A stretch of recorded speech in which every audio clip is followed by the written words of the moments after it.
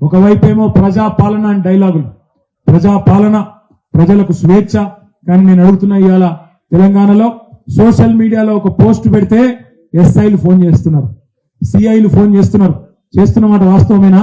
చేస్తున్నారు, చేసి బెదిరిస్తున్నారు. అట్లెట్లా పెడతావు, ఇట్లెట్లా పెడతావు? ముఖ్యమంత్రి ప్రభుత్వం దిష్టి బొమ్మలు కాలిస్తే బైండ్ ఓవర్లు చేస్తున్నారు. జర్నలిస్టులు కొంతమంది గట్టిగా మాట్లాడితే వాళ్ళ మీద హత్యా యత్నాలు చేస్తున్నారు. నేను చెప్పేది వాస్తవమేనా? వేదికేమో ప్రజాపాలన, కానీ చేసేవేమో కిరాతకు క్రిమినల్ పనులు. అందుకే నేననేది, ఇట్లాంటి ప్రశ్నించే గొంతులకు రక్షణ ఉండాలన్నా, మన తరపున మాట్లాడేటోళ్ళు ఉండాలన్నా, నాడైనా నేడైనా ఏనాడైనా ఈ గులాబీ జెండానే తెలంగాణకు శ్రీరామ రక్ష అనే మాట మళ్ళొక్కసారి నేను మీ అందరికీ కూడా గుర్తు చేస్తా ఉన్నాను.